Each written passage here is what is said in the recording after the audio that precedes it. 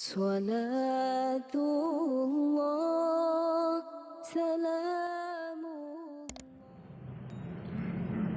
Kita tahu bahwa berkah itu artinya thubutul khairil ilahi fi syai'i, tetapnya sebuah kebaikan yang datang dari Allah Subhanahu wa taala terhadap sesuatu. Dan barakah juga disebut an-nama wa ziyadah, sesuatu yang bersifat tumbuh dan bertambah.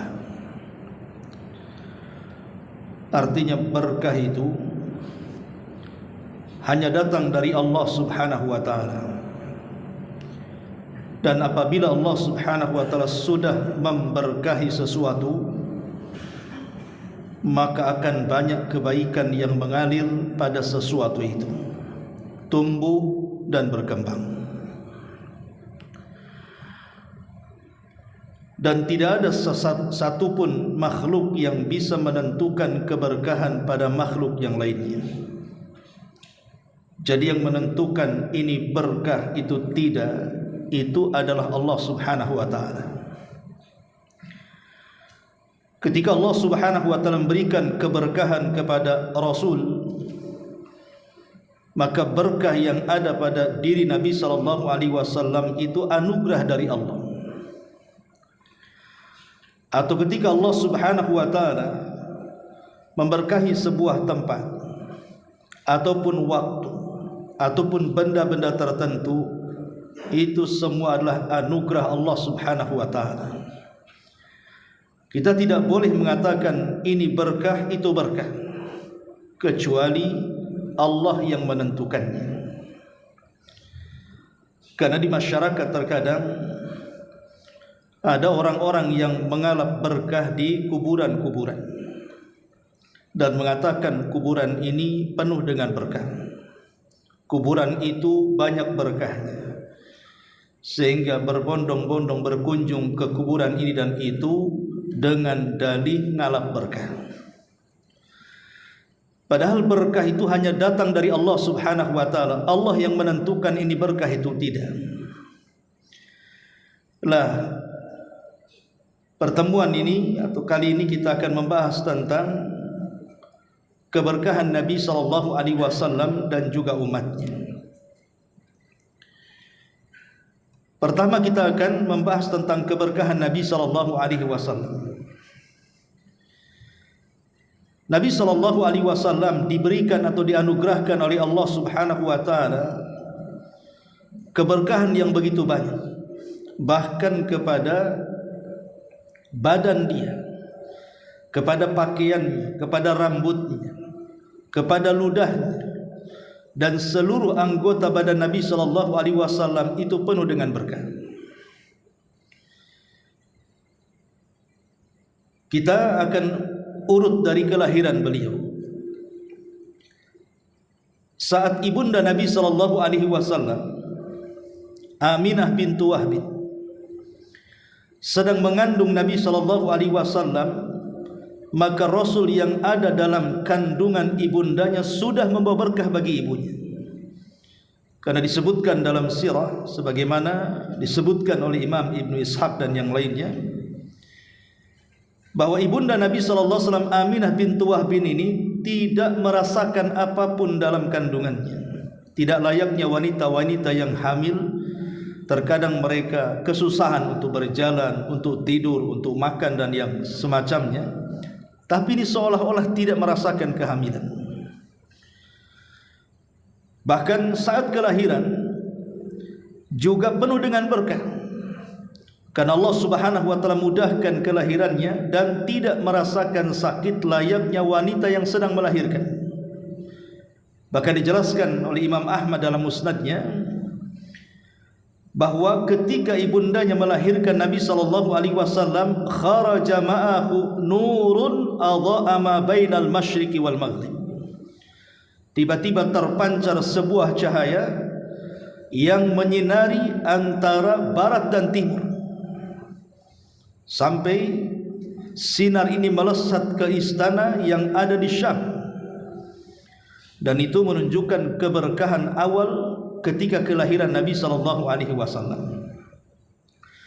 Lah ketika Nabi sallallahu alaihi wasallam lahir, selain Aminah yang menyusuinya karena memang susunya kurang baik, kebetulan budaknya dari Abu Lahab namanya Thuwaibah juga memiliki anak. Artinya dia pun bisa menyusui Nabi sallallahu alaihi wasallam. Saat Rasul disusui oleh Thuwaibah, rupanya Rasul juga suka dengan air susunya. Maka akhirnya kemudian Abu Lahab selaku pamannya sangat senang dan memerdekakan Thuwaibah dari perbudakan. Dan itu keberkahan bagi Thuwaibah karena Nabi SAW menyusu kepadanya. Bahkan ketika Nabi SAW dibawa oleh Halimah Sa'diyah juga sama, ibu susu yang ketiga, Halimah Sa'diyah. Ketika Halimah Sa'diyah ini di malam hari sudah lelah dengan suaminya dan juga anak kecilnya, rupanya air susunya tidak keluar, sementara anaknya juga perlu menyusui, dan kambing-kambing yang dibawanya pun tidak mengeluarkan air susu sebagai penggantinya. Tapi aneh tapi nyata, tetapi ketika Nabi SAW berada di pangkuannya, semua berubah, semua membawa berkah. Kambingnya tiba-tiba mengalir air susu, kemudian juga air susu di teteh Halimah juga semakin membanyak, dan malam itu mereka pun bisa meminum air susu kambing, dan bayi-bayi tersebut bisa meminum dari Halimah Sa'diyah, dan mereka bisa beristirahat. Di pagi harinya kemudian mereka pun pulang ke kabilah Sa'diyah, dan subhanallah sampai kepada unta yang kurus yang disebut dengan Atan yang ditunggangi Halimah pun seolah-olah tidak merasakan lelah ketika mengantarkan pulang satu keluarga ini, karena Nabi SAW ada di pelukan Halimah, dan itu keberkahan luar biasa. Bahkan ketika sampai di kampungnya Bani Sa'diyah yang sudah lama terjadi pacaklik, tiba-tiba turun hujan. Sekali lagi ini menunjukkan keberkahan Nabi SAW. Ma'asyiral muslimin wal muslimat rahimani wa rahimakumullah. Setelah Nabi SAW diangkat menjadi Nabi dan Rasul, kemudian Rasul hijrah dari Mekah ke Madinah. Madinah dulu terkenal sebagai Yathrib karena penuh dengan wabah dan penyakit. Bahkan ayahanda Nabi SAW pun meninggal karena penyakit wabah yang ada di Madinah.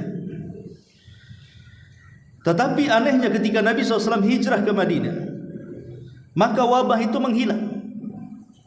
Wabah itu sudah tidak lagi ada di kota Madinah. Bahkan itu menjadi kota yang sangat bersih, kota yang sangat suci. Ya, karena memang Nabi SAW menjadikan kota itu tempat hijrahnya. Artinya Nabi SAW kedatangannya membawa berkah. Bahkan berkah Nabi SAW tidak habis-habis. Disebutkan dalam sebuah hadis dari Jabir bin Abdullah radhiyallahu anhu. Jadi ketika Nabi SAW bersama para sahabat sedang menggali parit dalam perang Khandaq, Rasul SAW dan para sahabatnya, wajar karena ketika itu dikepung, sehingga akses untuk mengantar masuk keluar makanan itu sangat sulit sekali, sehingga para sahabat banyak yang kelaparan. Ditambah-tambah mereka harus bekerja untuk menggali parit besar untuk menahan musuh masuk ke kota. Ketika itu Jabir bin Abdullah radhiyallahu anhu kasihan melihat Nabi SAW. Kemudian dia pulang mengatakan kepada istrinya, "Hal indaki syai'un?" Apakah ada makanan yang bisa disiapkan untuk Nabi? Fa inni ra'aitu bi Rasulillah sallallahu alaihi wasallam hamsan syadidan. Kan aku melihat Rasul nampaknya sangat lapar sekali.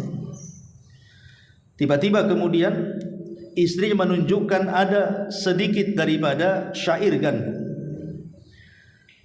Kemudian juga ada sedikit daging. Maka Jabir mengatakan kepada istrinya, masaklah gandum itu dan juga lauknya. Itu cukup untuk Nabi SAW.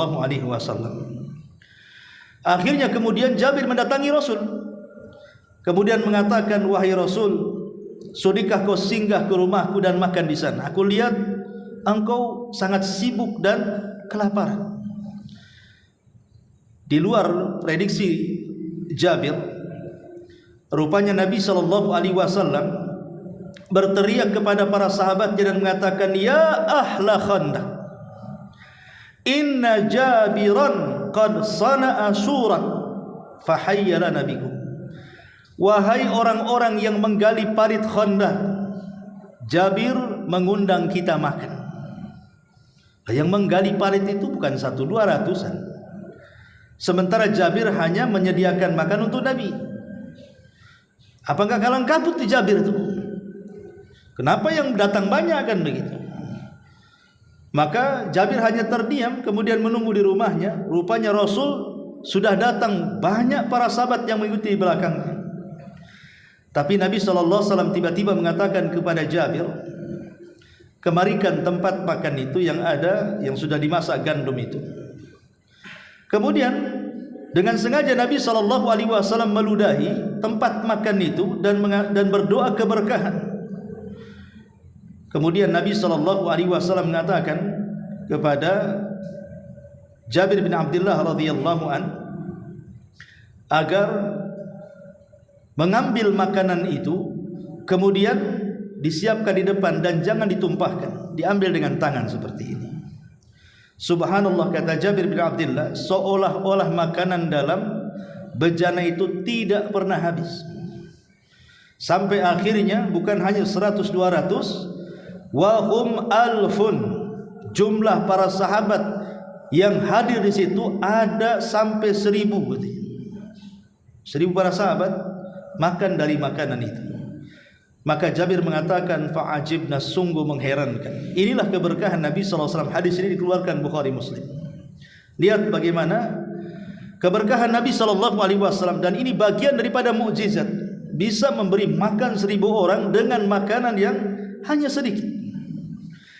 Bahkan lebih daripada itu, jasadnya Nabi berkah, karena keringatnya, bahkan ludahnya, bahkan bekas pakaiannya bisa dijadikan obat. Asma itu memiliki khaba, itu semacam mantel yang biasa dipakai Nabi SAW yang diberikan kepada Asma.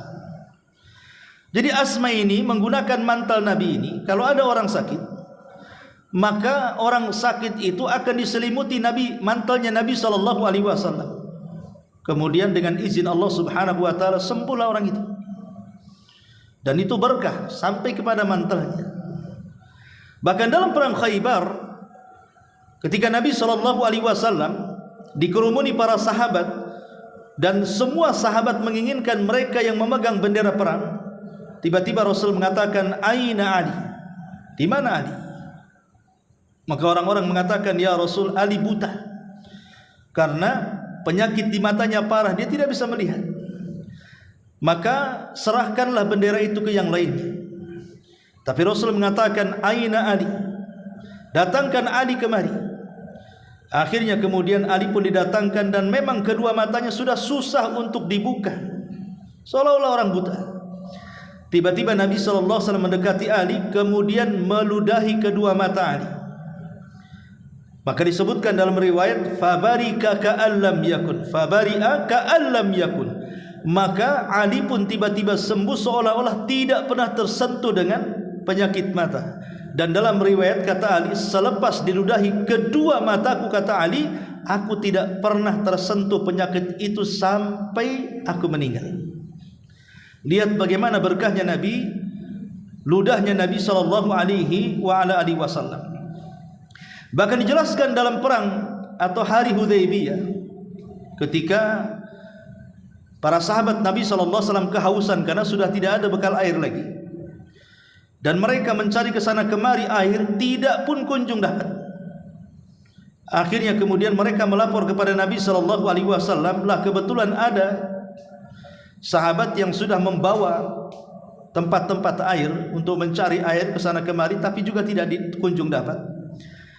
Maka Nabi SAW kemudian melihat ada sahabat yang membawa sedikit air dalam bejana. Maka Rasul mengatakan, kemarikan bejana itu.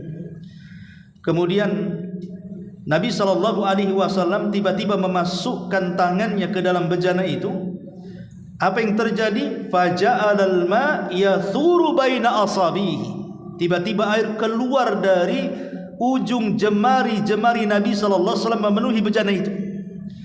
Dan dari situ semua para sahabat bisa minum dan berwudu dari air itu. Bahkan dikatakan, lau kunna mi'ata alfin lakafana. Kalau seandainya jumlah kami itu ada 100.000 manusia, seandainya segitu, itu air cukup untuk mereka. Saking melimpahnya air yang keluar dari jari jemari Nabi SAW, akhirnya para sahabat tidak sampai mati kehausan. Dan itu bentuk keberkahan Nabi sallallahu alaihi wa ala alihi wasallam. Bahkan Abu Hurairah radhiyallahu an menceritakan bahwa satu hari aku datang kepada Nabi sallallahu alaihi wasallam dengan membawa kurma. Kemudian aku berkata, wahai Rasulullah, berdoalah untukku dengan keberkahan kurma ini. Ud'ullaha li fihinna bil barakah. Ya Rasulullah, berdoalah untukku dengan keberkahan kurma ini. Maka Nabi SAW kemudian mendoakan kurma tersebut. Kemudian beliau bersabda, ambillah kurma-kurma tersebut dan tempatkan dalam karung, wahai Abu Hurairah. Jika kamu ingin mengambil sedikit darinya, ambillah sedikit demi sedikit. Maka masukkan tanganmu ke dalam karung itu dan jangan kamu tumpahkan. Jadi kalau ingin ambil saja. Maka sejak itu Abu Hurairah memakai karung itu dililitkan di pinggangnya. Jadi kalau ingin makan kurma tinggal diambil saja. Subhanallah, bertahun-tahun kurma itu tidak akan hilang. Seolah-olah bertambah. Diambil ada lagi, diambil ada lagi. Sampai di zaman Utsman terbunuh, barulah karung yang dililitkan di baju Abu Hurairah itu terputus. Sebagian para ulama ketika memberikan sarahan kepada riwayat ini, ya, mereka mengatakan bahwa lihat bagaimana Nabi SAW atas berkah doanya kepada kurma yang dibawa Abu Hurairah, 50 wa 20 sanatan, 25 tahun Abu Hurairah itu mengikat kurma, itu tidak habis berkahnya. Baru setelah terputus selesai berkahnya. Tapi 25 tahun kan cukup lama. Gimana kok kayak kantong ajaib jadinya kan? Lah itu menunjukkan keberkahan doa Nabi SAW. Luar biasa. Ma'asyiral muslimin wal muslimat rahimani wa rahimakumullah. Jadi saking berkahnya badan Nabi SAW, sampai para sahabat Nabi SAW itu mencari-cari Nabi hanya untuk tabaruk dengan Nabi.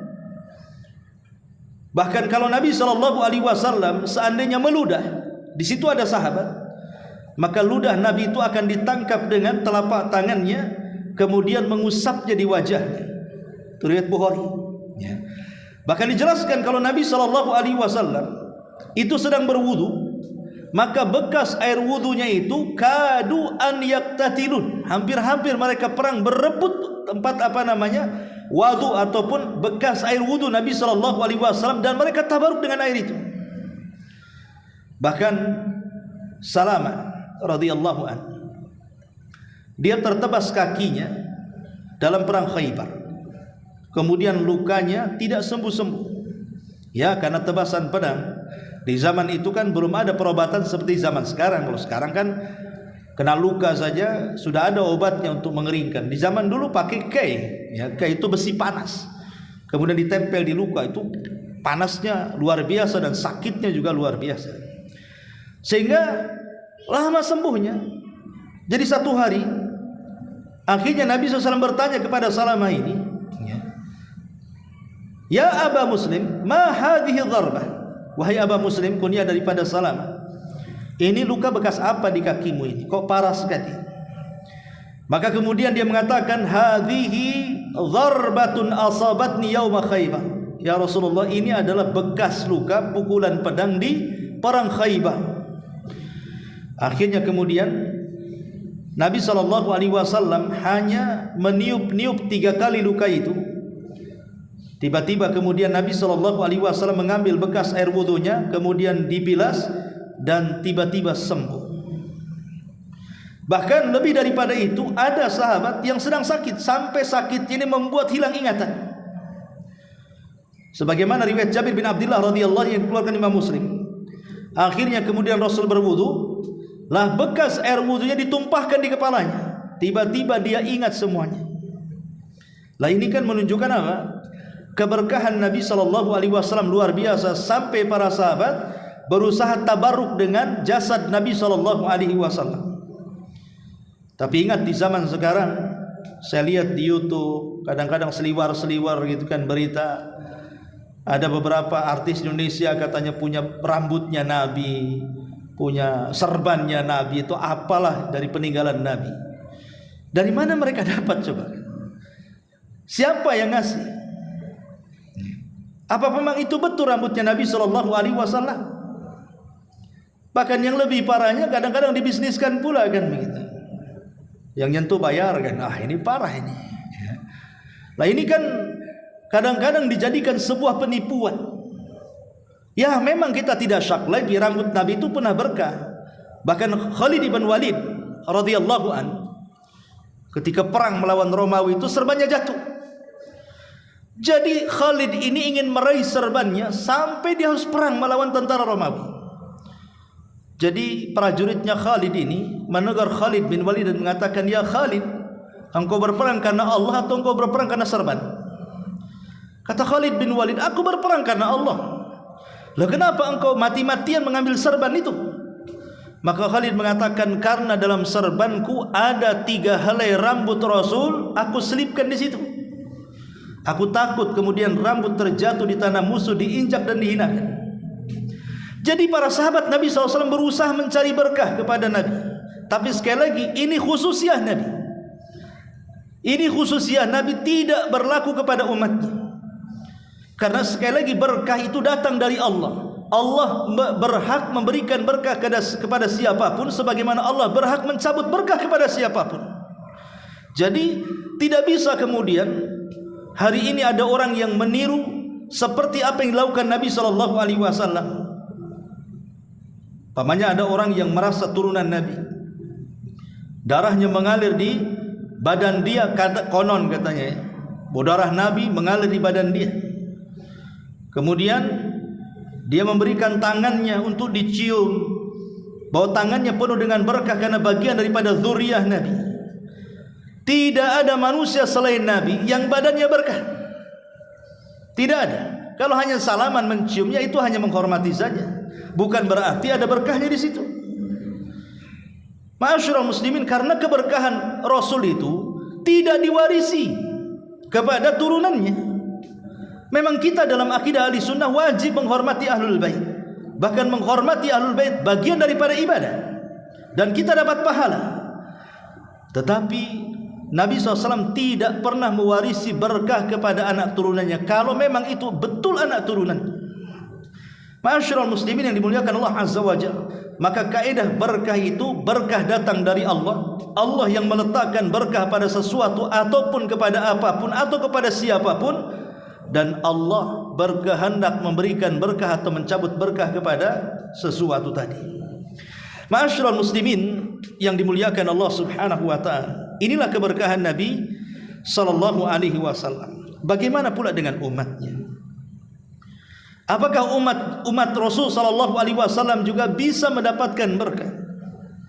Karena Nabi SAW sudah meninggal, dan tidak mungkin juga kita datang ke kuburannya Nabi. Gimana caranya menggali? Nggak bisa. Ya. Karena kenapa Nabi sallallahu alaihi wasallam itu dijaga kuburannya oleh Allah? Dan kenapa kita harus bersalawat kepada Nabi sallallahu alaihi wasallam dengan kata-kata Allah? Ketika kita bersalawat kan, Allahumma salli ala Muhammad. Kemudian ada juga yang mengatakan salli wa sallim alaihi. Dan ketika kita mengatakan sallallahu alaihi wasallam, di situ ada kalimat wasallam. Apa makna wasallam itu? Makna wasallam itu artinya kita disuruh mendoakan Nabi sallallahu alaihi wasallam keselamatan. Lah Nabi SAW sudah meninggal, apalagi keselamatan yang sudah meninggal. Maksud para ulama mengatakan keselamatan di sini artinya kita tetap mendoakan keselamatan kepada Nabi SAW walaupun dia sudah meninggal, karena jasad Nabi juga senantiasa diincar oleh musuh-musuh untuk digali dan diambil. Berapa kali kerajaan Saudi itu menggagalkan upaya orang-orang yang membuat terowongan digali gitu ya untuk mengambil jasad Nabi kan. Berapa kali itu sudah sering terjadi. Pura-pura nyewa hotel, rupanya mereka menggali lubang dari hotel itu menuju kuburan Nabi, tapi selalu ketahuan digagalkan. Itu maknanya kita meminta kepada keselamatan, termasuk juga selamatkan jasad Nabi dari tangan-tangan kotor. Adapun di akhirat ya tentu bagian ta'adub saja. Kita beradab kepada Nabi SAW, mendoakan keselamatan. Karena Nabi SAW sudah diselamatkan oleh Allah Subhanahu wa ta'ala. Ma'asyiral muslimin yang dimuliakan Allah Azza wa Jalla, ada sebab-sebab yang menjadikan kita diberkahi oleh Allah Subhanahu wa ta'ala. Sebab pertama, as-sababul awal, sebab yang pertama adalah taqwallahi azza wa jalla. Kalau kita ingin diberkahi, maka bertakwalah kepada Allah Subhanahu wa ta'ala. Dan itu disebutkan dalam surah Al-A'raf ayat 96. Allah Subhanahu wa ta'ala mengatakan, walau anna ahlal qura amanu wattaqau lafatahna alaihim barakatim minas sama'i wal ardi. Kalaulah penduduk negeri ini mau beriman dan bertakwa, maka kami akan bukakan kepada mereka berkah-berkah dari langit dan dari bumi. Walakin kadzabu fa akhadnahum bima kanu yaksibun. Tetapi mereka mendustakan ayat-ayat Allah, maka kami azab mereka terhadap apa yang mereka lakukan. Dari sini kita tahu bahwa sebenarnya kaidah kalau negeri ini ingin menjadi negeri yang baldatun thayyibatun wa rabbun ghafur, negeri yang penuh dengan berkah, itu kuncinya cuma dua, iman dan takwa. Selama penduduk negeri itu tidak beriman dan tidak bertakwa, selamanya negeri itu tidak akan berkah. Selamanya tidak akan berkah. Karena dua kunci inilah yang menjadikan sebuah negeri itu berkah. Walaupun anggaplah mungkin pakar-pakar ekonomi, doktor, profesor, mereka berusaha untuk mengangkat ekonomi sebuah negeri, tapi kalau penduduk negeri itu dan pakar-pakar yang berbicara itu tidak ada iman dan takwa kepada Allah Azza wa Jalla, secerdas akal mereka pun tidak akan membangkitkan keberkahan di negeri itu. Karena di sini Allah Subhanahu wa taala mengatakan, walau anna ahlal qura amanu wattaqu, seandainya penduduk negeri itu beriman dan bertakwa, itulah kuncinya. La fatahna alaihim barakatim minas sama'i wal ardi. Ma'asyiral muslimin yang dimuliakan Allah Azza wa Jalla. Ini yang pertama. Yang kedua, berdoa meminta kepada Allah berkah. Makanya para nabi, orang-orang saleh, para wali ya, mereka senantiasa berdoa kepada Allah meminta berkah. Meminta berkah kepada Allah supaya mereka diberkahi. Disebutkan di dalam hadis Abdullah Ibn Abbas radhiyallahu anhuma yang terdapat dalam Sahih Bukhari. Jadi Nabi Ibrahim alaihi salatu wassalam indama zara ibnahu Ismail, ketika mengunjungi Ismail putranya, lam yajidhu, dia tidak mendapatkannya. Wa wajada imra'atahu, tetapi dia mendapatkan istrinya.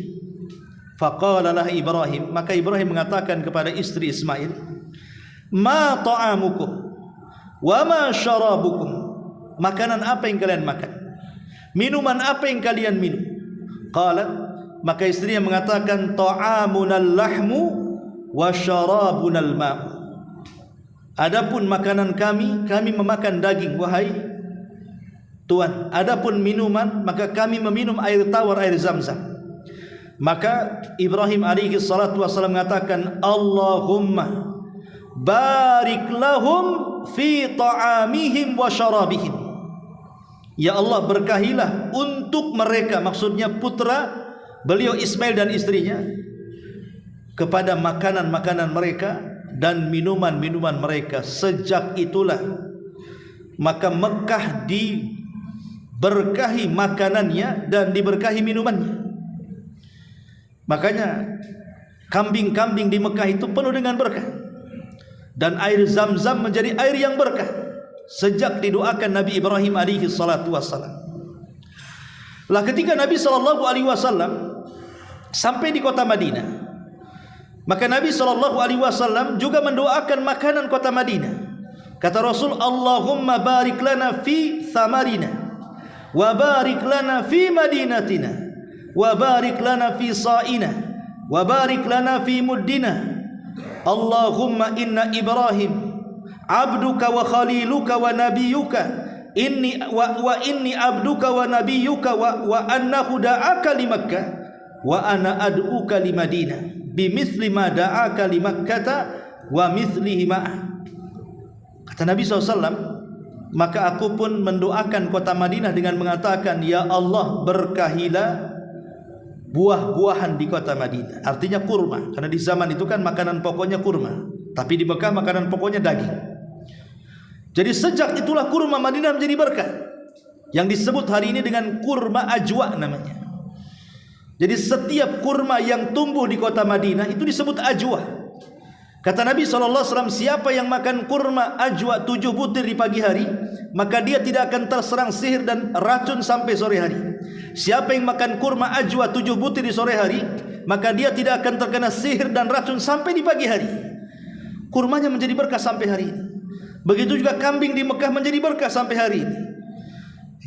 Orang Mekah itu hari-hari makan kambing. Tidak ada seperti kita yang kemudian terjangkit kolesterol, terjangkit darah tinggi, asam urat naik dan begitu seterusnya. Tidak ada di sana itu. Orang sana itu luar biasa. Dan itu hanya ada di kota Mekah, kambing-kambing yang hidup di sana saja. Jangan dikiaskan kambing sana dengan kambing yang ada di Temyang sini. Kambing di Temyang sini kalau makan darah tinggi naik, karena tidak mendapatkan berkah yang ada di sana. Lah begitu juga Rasulullah SAW mengatakan begitu. Bahkan Rasul mengatakan, ya Allah, berkahi Madinah kami, berkahi Sa' kami, berkahi Mud kami. Sesungguhnya Ibrahim hambamu, nabimu, dan juga saya adalah hambamu dan nabimu. Ibrahim sudah mendoakan Makkah, maka aku mendoakan Madinah. Ya Allah, kabulkanlah doa. Dan Allah mengabulkan doanya Nabi sallallahu alaihi wasallam sebagaimana Allah telah mengabulkan doa Ibrahim alaihi salatu wasallam. Dari sini kita tahu bahwa di antara sebab mendapatkan berkah adalah berdoa minta keberkahan. Makanya ketika Nabi sallallahu alaihi wasallam bersama para muhajirin dan ansar, mereka sedang menggali khandaq. Maka orang-orang muhajirin dan ansar untuk menghilangkan kepenatan mereka, mereka pun melantunkan syair. Apa syairnya? Nahnu alladhina baya'u Muhammadan 'alal jihadi ma baqina abada. Kami adalah orang-orang yang membaiat Nabi Muhammad sallallahu alaihi wasallam di atas jihad selama ruh kami masih ada. Maka Nabi sallallahu alaihi wasallam tiba-tiba mengatakan, Allahumma innahu la khaira illa khairal akhirah fabarik fil ansari wal muhajirah. Ya Allah, tidak ada kebaikan kecuali kebaikan akhirat. Ya Allah, berkahi orang-orang ansar dan orang-orang muhajirin. Nabi mendoakan keberkahan. Jadi berkah itu akan turun dengan cara kita berdoa. Makanya ketika Anas bin Malik radhiyallahu an datang dengan ibunya, ketika itu Anas masih kecil, 10 tahun. Kemudian ibunya mengatakan, ya Rasulullah, jadikan Anas pembantumu dan doakan dia. Maka Rasul mengatakan, Allahumma akthir malahu wa akthir waladahu wa barik lahu fima a'taitahu. Ya Allah, perbanyak harta Anas. Ya Allah, perbanyak turunan Anas.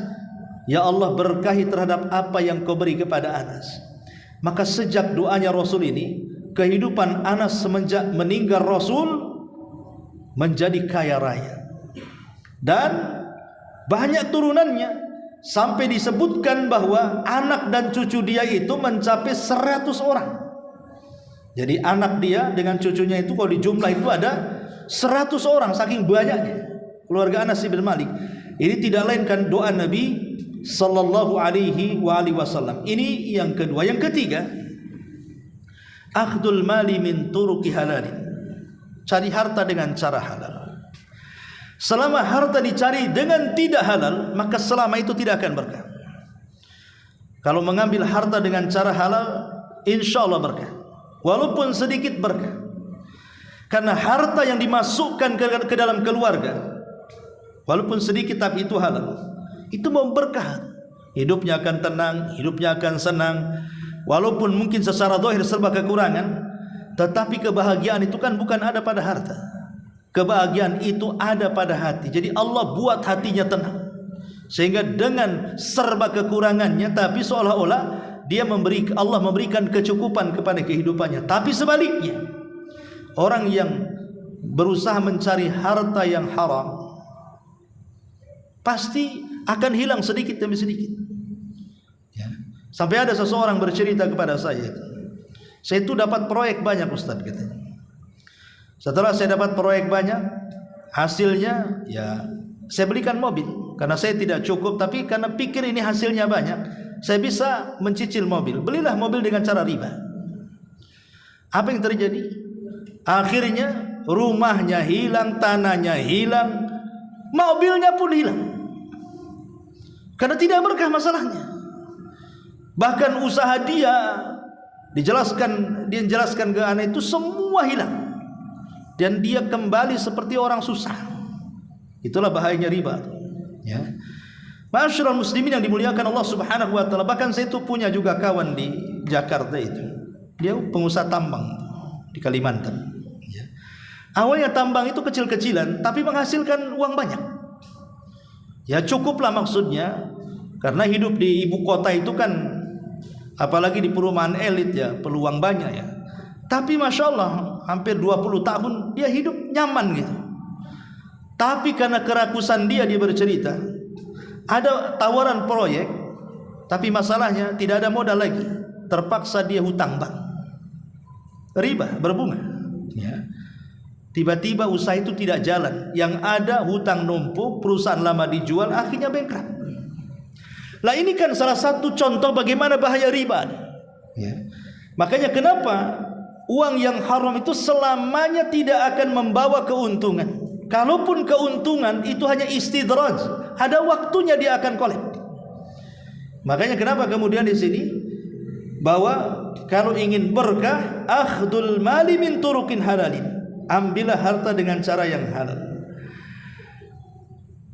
Dalam sebuah hadis Nabi SAW mengatakan, "Faman ya'khud malan bihaqqihi yubarak lahu fihi, wa man ya'khudhu malan bighairi haqqihi famathaluhu kamathalil ladzi ya'kulu wa la yashbah." Barang siapa yang mengambil harta dengan cara yang benar, dengan cara yang halal, maka akan diberkahi harta itu. Tapi siapa yang mengambil harta itu dengan cara yang tidak benar, tidak dibenarkan secara syar'i, menzalimi, riba, gharar dan yang semacamnya, maka permisalannya seperti orang makan tapi tidak pernah kenyang. Makan banyak tapi tak kenyang-kenyang. Lalu apa gunanya makan kalau begitu, kalau tak kenyang? Ya. Jadi ini juga yang ketiga. Yang keempat, jangan mencari harta dengan cara meminta-minta. Makanya sebaiknya kalau antum ini mendapati ada para pengemis yang ada di lampu-lampu merah, jangan dikasih. Saya sarankan jangan dikasih. Karena mereka sudah menjadikan meminta-minta itu sebagai pekerjaan masalahnya. Karena meminta-minta itu bukan pekerjaan. Meminta-minta itu hanya dibolehkan dalam kondisi darurat. Seperti seorang musafir di kampungnya kaya, dia ke Batam hilang dompetnya. Dia nggak punya saudara di sini, nggak punya handphone untuk menghubunginya. Terpaksalah dia meminta-minta supaya tidak mati di Batam. Ya, itu kan darurat namanya. Itu boleh kata ulama. Atau karena membantu orang. Umpamanya dia punya saudara, adik, kakak terlilit hutang jutaan, dia yang bayar, akhirnya bankrupt karena membantu orang. Maka ini dibolehkan meminta-minta. Atau memang dia orang susah dan disaksikan tetangganya yang betul-betul adil, memang dia orang susah, maka dibolehkan dia meminta-minta hanya sekedar untuk hajatnya dipenuhi saja, bukan dijadikan sebuah pekerjaan. Tapi saya lihat orang minta-minta di jalan raya ini pekerjaan, karena saya sudah hampir 2 tahun ada mukanya itu aja di lampu merah. Dia lagi kan gitu. Ini kalau bukan pekerjaan apa namanya? Ya, maka saya sarankan jangan kasih. Kalau sudah nampak itu dijadikan sebuah pekerjaan, bahkan saya dengar ada juga sindikatnya kan gitu ya. Nah, ini penipuan. Ya. Ma'asyiral muslimin yang dimuliakan Allah Subhanahu wa taala. Maka Nabi SAW disebutkan dalam riwayat Bukhari Muslim dari hadis Hakim bin Hizam radhiyallahu an, dia mengatakan, sa'altu Rasulullah sallallahu alaihi wasallam fa'atani, thumma sa'altuhu fa'atani, thumma sa'altuhu fa'atani, thumma qala ya Hakim inna hadzal mal hadiratun khulwa, faman akhadahu bisakhawati nafsin burika lahu fi, wa man akhadahu bi israfi nafsin lam yubarak lahu fihi kalladhi ya'kul wa la yashba. Kata Hakim bin Hizam, sewaktu aku dulu susah, aku datang kepada Rasul meminta, Rasul kasih. Kemudian meminta lagi, Rasul kasih. Kemudian Rasul meminta kepada Rasul lagi, kemudian dikasih lagi. Pokoknya setiap datang meminta pasti dikasih. Karena Rasul pantang untuk tidak memberi kalau ada. Jadi Nabi SAW akhirnya menasihati Hakim dan mengatakan, ya Hakim, memang namanya harta itu hijau dan sangat manis. Ya. Maka barang siapa yang mengambilnya dengan cara meminta-minta, dengan cara tidak meminta-minta, maka akan diberkahi, artinya bekerja. Tapi barang siapa yang mengambilnya dengan cara meminta-minta sampai melampaui batas, maka tidak akan diberkahi, seperti orang memakan sesuatu tapi tidak mengenyangkan. Ma'asyiral muslimin yang dimuliakan Allah Subhanahu wa taala, dari sini ada faedah bahwa apa? Anna qana'atal mu'min wa ridahu bima qasamallahu lahu min rizqin wa adamu su'alihi sababun azimun min asbabil barakat. Kata Imam Nawawi, dia mengatakan bahwa qanaah itu artinya menerima apa adanya dari seorang mukmin, dan redha dengan pemberian Allah Subhanahu wa taala dari rizki, dan dia berusaha untuk tidak meminta-minta. Ini sebab yang paling agung, orang itu akan mendapatkan berkah. Karena kisah Hakim bin Hizam ini, setelah mendapatkan nasihat Rasul seperti itu, selama itu dia tidak meminta lagi kepada Rasul, pantang untuk meminta lagi, dan dia berusaha untuk bekerja. Subhanallah, akhirnya Hakim bin Hizam menjadi orang kaya. Nah, ini contohnya bagaimana harta yang diberkahi. Kemudian juga yang nomor 5 adalah berusaha benar dan jujur dalam jual beli.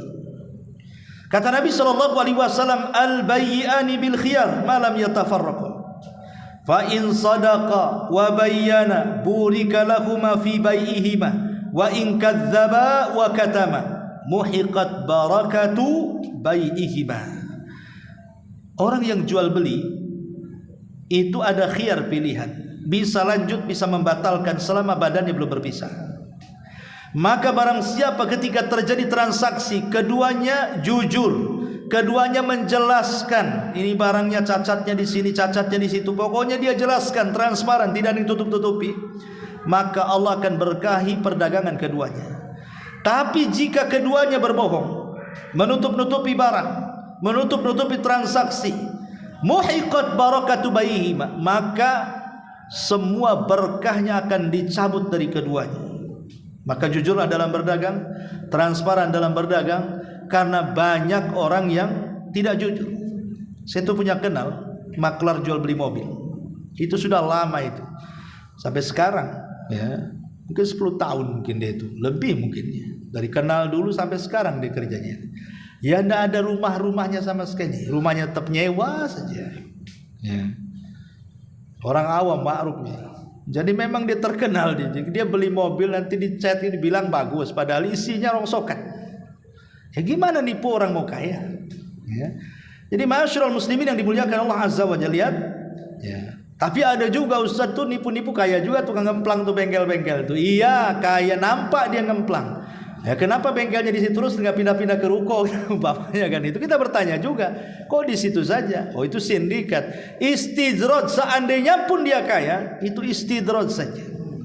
Allah sengaja memberikan itu, nanti lama-lama juga akan bankrupt dia.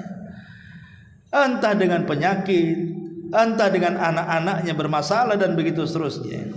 Kemudian juga yang nomor 6, at-tabkir fi qada'i al-a'mali wat tijarati wa talabil ilmi wa ghairi dzalik.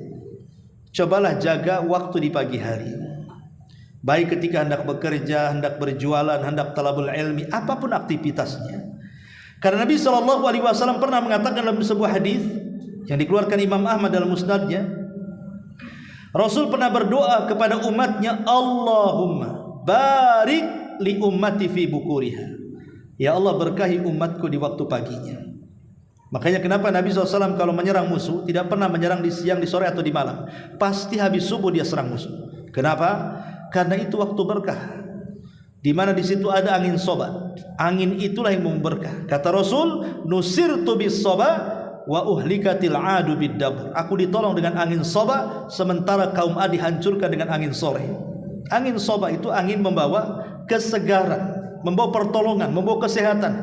Makanya tidak ternukilkan para sahabat-sahabat wanita yang mereka sholat jemaah ke masjid kecuali sholat subuh. Baca hadisnya. Mau baca hadis Bukhari, Muslim, Abi Dawud, Tirmidzi, antum tidak akan mendapati para sahabat perempuan yang sholat jamaah di sholat selain subuh. Bukan berarti kalau sholat jamaah di selain subuh tak boleh-boleh, tidak ada masalah. Maksudnya riwayatnya. Ya, riwayat-riwayat itu para wanita di zaman Rasul, mereka kalau sholat di belakang Rasul jamaah itu hanya di sholat subuh saja. Ketika para ulama mensarah tentang riwayat itu, mereka mengatakan kenapa wanita itu keluar di waktu pagi saja? Karena mereka ingin riyadhah, ingin olahraga, ingin mengambil angin soba, ingin supaya mendapatkan kesehatan di pagi hari. Itu waktu yang sangat berkah, ya.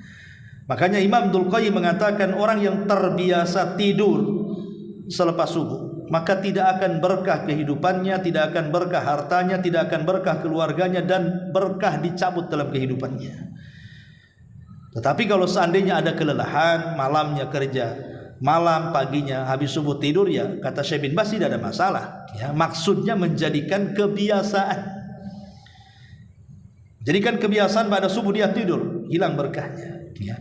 Kemudian yang nomor 7, perhatikan adab-adab Nabi SAW atau ittiba'us sunnati fi adabit ta'am.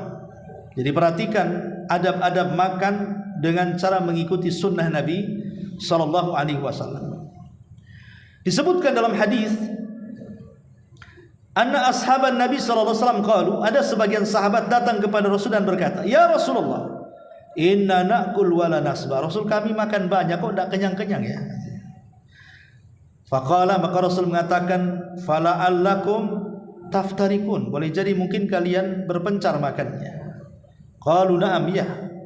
Qala, maka Rasul mengatakan, fajtami'u ala ta'amikum wadhkuru ismallahi alaihi yubarak lakum fihi. Kalau begitu berkumpul makan, jangan lupa ucapan basmalah, maka makanan itu akan penuh dengan berkah, ya. Ya, makanya sekali-kali ya antum di rumah itu ya satu piring rame-rame, itu nampan rame-rame dengan keluarga, itu sunnah hukumnya. Enak pesantren lah gitu maksudnya ya. Di rumah itu, ayo makan satu nampan, istrinya, anaknya, cucunya yang punya cucu, itu sunnah.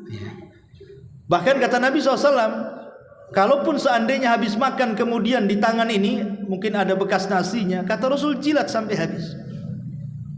Karena tidak tahu di biji nasi mana berkah itu nempel, kata Rasul. Bisa saja yang ada di jari. Dan itu juga disuruh untuk dihabiskan makanan itu. Jangan sampai kemudian makan itu separuh dimakan, separuh pula dibuang ke tong sampah. Itu menghilangkan berkah. Kemudian juga yang nomor 8, istikharah. Istikharah apabila seseorang dihadapkan dengan dua perkara yang membingungkan untuk dipilih salah satunya. Nabi SAW mengatakan, idza hamma ahadukum bil amri, kalau seorang bingung terhadap sesuatu, mau kerja, Ya, mau safar, mau apa saja. Bagi anak muda mau nikah, pokoknya kalau membingungkan sebuah perkara, falyarka rak'ataini min ghairil faridati. Maka lakukan salat 2 rakaat. Bukan salat wajib, salat 2 rakaat. Tsumma da'a, kemudian dia berdoa. Berdoa dengan khusyuk kepada Allah Subhanahu wa taala, minta supaya diberikan ilham keputusan. Minta kepada Allah apa yang harus dilakukan, sebab itu jalan berkah. Jangan ini dah main safar saja, takut khawatir ya ada kecelakaan, kita tidak tahu. Atau ketika membuka usaha sudah banyak modal keluar, tahu-tahu tidak jalan usahanya, kita tidak tahu ya. Makanya perlu seseorang itu istikharah, minta pertolongan kepada Allah, libatkan Allah dalam urusan kita supaya dimudahkan semuanya. Kemudian yang nomor 9, redha dengan pemberian Allah, artinya qanaah. Disebutkan dalam hadis, innallaha yabtali abdahu bima atah. Allah terkadang memberikan ujian kepada hambanya terhadap apa yang diberikannya. Faman radiya bima qasamallahu lahu barakallahu lahu fihi wassa'ahu wa wassa'ahu wa man lam yarda lam yubarik lahu. Maka barang siapa yang redha dengan pemberian Allah, Allah akan berkahi, bahkan Allah akan luaskan rezekinya. Tapi kalau tidak redha, maka selamanya tidak ada keberkahan di situ. Maka kalau Allah uji kita dengan ekonomi yang sempit, dengan ekonomi yang kurang bagus, dengan kondisi hari ini yang memang mempersulit orang untuk mencari maisha, maka cobalah redha dengan pemberian Allah. Karena Allah tahu dengan maslahat kita, karena kita yang diciptakan. Siapa yang menciptakan kita? Allah. Allah lebih paham makhluk yang diciptakannya. Kemudian yang nomor 10, berlakulah adil. Adil dalam segala hal. Seorang pemimpin keluarga adil, pemimpin masyarakat adil. Makanya kalau kita melihat hadis tentang akhir zaman, ya, bagaimana Nabi SAW menceritakan tentang kisah Isa bin Maryam yang turun ke langit, dari langit kemudian turun ke bumi dengan membunuh Dajjal, kemudian mematahkan salib, kemudian membunuh babi, dan berhukum dengan hukum keadilan. Apa yang terjadi? Maka Nabi SAW mengatakan, tuba, beruntunglah bagi orang-orang yang hidup di masa Isa bin Maryam turun. Beruntunglah orang-orang yang hidup di masa Isa bin Maryam turun. Itu negeri berkah, seberkah-berkahnya, seolah-olah pertama kali Allah menciptakan. Sampai-sampai buah delima itu, seandainya isinya dimakan, kemudian orang masuk ke dalam cangkangnya, 10 orang masuk di dalam cangkangnya itu. Ya bayangkan ya, delima kan kalau sekarang segini, jangankan orang kan gitu, tangan kita aja nggak masuk. Tapi nanti di masa itu delima itu besar, sampai kalau masuk 10 orang ke cangkangnya cukup tuh. Itu baru delima, cemana durennya itu. Satu duren, enggak mabuk duren yang gedenya. Artinya bahwa itu menunjukkan berkahnya sampai buah-buahan besar-besar. Nah, itu kenapa kata ulama? Ini disebabkan al-adlu, keadilan Isa bin Maryam ketika memimpin saat itu. Maka negeri manapun kalau adil, walaupun itu negeri kafir, pasti berkah. Bahkan negeri, walaupun negeri Islam tapi tidak adil pemimpinnya, tidak akan berkah. Itu kata Syekhul Islam Ibnu Taimiyah. Jadi Syekhul Islam Ibnu Taimiyah mengatakan, negeri manapun, hatta negeri kafir sekalipun, kalau pemimpinnya adil, pasti diberkahi. Makanya Nabi SAW ketika menyuruh para sahabatnya hijrah pertama kali ke negeri mana? Ke negeri Ethiopia. Ethiopia di zaman Rasul bukan Muslim, Nasrani. Tapi Rasul mengatakan karena di sana ada raja Malikun lam yadlim ahada, satu raja yang tidak pernah menzalimi rakyatnya, pergi kok ke sana. Makanya di zaman itu Ethiopia ekonominya luar biasa karena memiliki raja yang adil, ya, Ashama ibn Abjur An-Najasi. Kemudian yang nomor 11, istighfar. Perbanyak istighfar ma'a tarkil israr. Jadi memperbanyak ucapan istighfar tetapi berusaha meninggalkan kemaksiatan kepada Allah Subhanahu wa taala. Di zaman Nabi Nuh disebutkan dalam sejarah, kaumnya pernah terjadi paceklik sampai 40 tahun. Tidak turun hujan selama 40 tahun di zaman Nabi Nuh itu. Sampai akhirnya kekeringan di mana-mana, kelaparan di mana-mana, kematian di mana-mana. Jadi kaumnya Nuh alaihi salam datang kepada Nuh dan meminta agar Nuh berdoa kepada Allah supaya diturunkan hujan. Maka Nuh alaihi salatu wasallam mengatakan, dan itu digambarkan ucapannya dalam surah Nuh ayat 10 sampai 12. Apa kata Nuh kepada kaumnya? Faqultu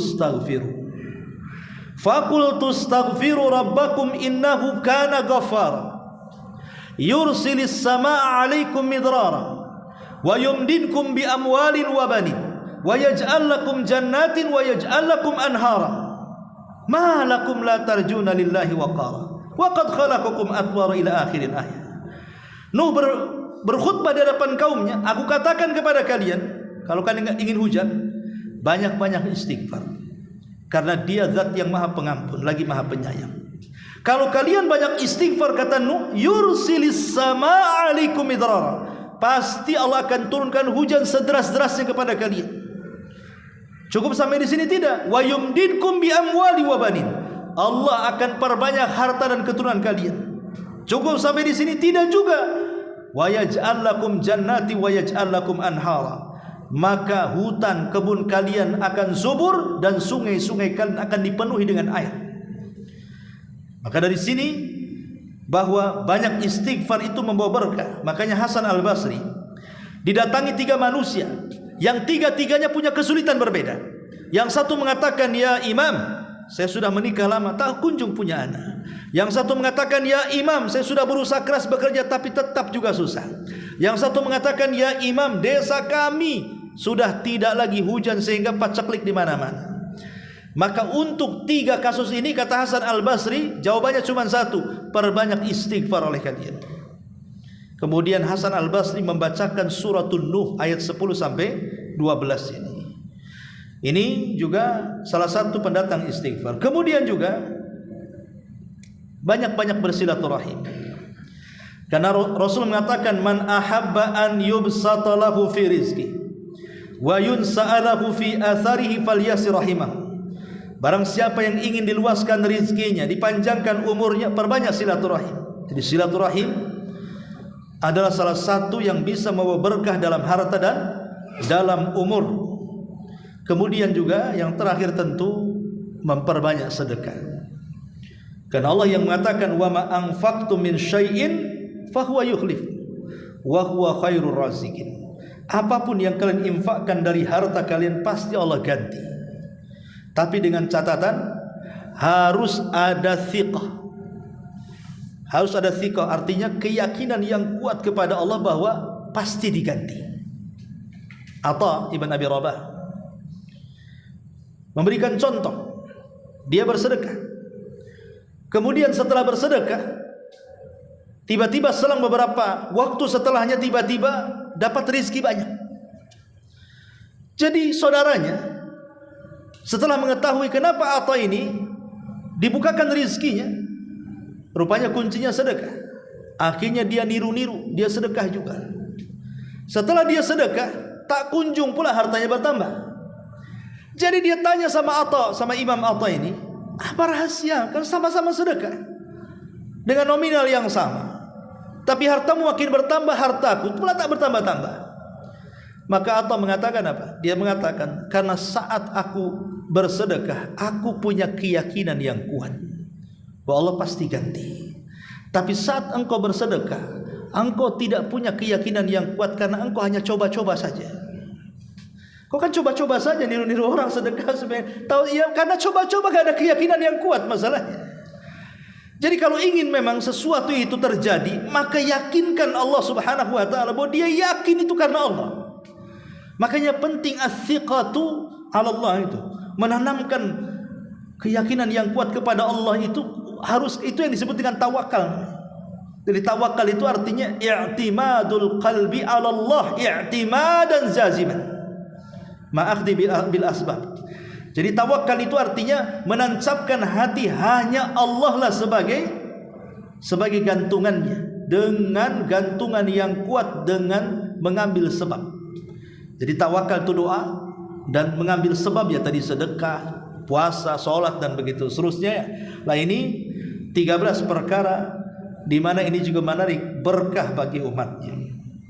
Adapun berkah ini bisa tercabut. Bisa. Orang bisa saja dicabut berkahnya. Pertama karena maksiat, secara singkat saja karena waktu. Maksiat bisa mencabut berkah. Zaharal fasadu fil barri wal bahri bima kasabat aydin nas. Telah tampak kerusakan di daratan, di lautan itu karena dosa manusia. Ya. Kemudian yang kedua, dicabut berkah itu karena jarang mengucap basmalah. Makan tidak pernah mengucap basmalah, ya masuk rumah tidak mengucap basmalah, ketika bekerja ya tidak mengucap basmalah. Pokoknya tidak pernah pakai basmalah. Padahal bismillah ini bawa berkah. Maka aktivitas apapun awali dengan basmalah, maka itu akan membawa berkah. Ketika basmalah dihilangkan, hilang berkah. Kemudian al-halab, terlampau banyak sumpah. Jadi para pedagang bersumpah untuk melariskan dagangan, maka Rasul mengatakan al-halifu manfaqatun lisilati mamhaqatun lil barakati. Sumpah ini terkadang bisa menambah keuntungan tetapi mencabut berkah. Buat apa untung banyak tapi tidak berkah? Termasuk juga yang bisa mencabut berkah adalah bai'ul iqar, menjual rumah sembarangan, menjual kebun sembarangan. Jangan. Kalau kita punya aset namanya rumah, kebun, ya, itu jangan sembarang dijual, tapi pikir dulu maslahat mafsadahnya. Karena ada hadis yang mengatakan seperti ini. Man ba'a daran au iqaran falam yaj'al thamanaha fi mithlihi kana qaminan alla yubarak lahu fihi.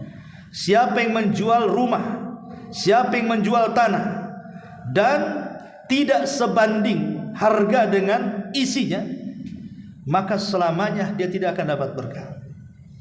Kadang ada orang yang asal-asalan jual, kita mau jual rumah lah, pindah ke sana. Rupanya sampai di sana tidak berkah hidupnya. Tetangganya kacau, kan gitu, jauh dari masjid, harus jalan ke sana kemari, banyak masalah. Atau ketika jual tanah, habis dijual mau beli tanah lagi sekitar tak bisa, terpaksa jauh-jauh dia jual tanah supaya dapat tanah lagi. Makanya kalau maslahatnya tidak jelas jangan dijual, gitu maksudnya. Karena ini juga bisa menghilangkan berkah. Kemudian juga man'uz zakat, dia tidak mau bayar zakat padahal haul dan nisabnya sudah ada. Kata Nabi SAW, walam yamna'u zakata amwalihim illa muniul qatra minas sama walaulal bahaim lam yumtar. Ketika orang mencegah harta zakat mereka, kecuali Allah akan tahan hujan dari langit, kalaulah bukan karena binatang ternak tentu tidak akan turun hujan. Termasuk curang dalam berniaga, mengurang-urang takaran, mengurang-urang timbangan, mengurang-urang meteran, melakukan penipuan dan begitu seterusnya, maka ini juga menghilangkan berkah. Termasuk adamur ridho, tidak ridho dengan rizki, mengeluh, menjadikan Allah sasaran dia. Kenapa aku seperti ini ya Allah, kenapa si fulan seperti itu? Maka ini tidak akan berkah hidupnya kalau menjadikan Allah sebagai objek celaan, seolah-olah musibah itu bencana bagi dia, padahal Allah sedang mengangkat derajatnya.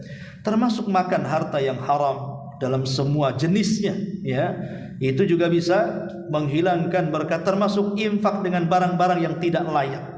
Dia sendiri tidak mau pakai, diinfakkan ke orang. Dia sendiri tidak mau makan, diinfakkan ke orang. Maka ini juga bisa saja menghilangkan berkah dan begitu seterusnya. Masih banyak bahas tapi juga waktu. Wallahu a'lam, mudah-mudahan ada manfaatnya.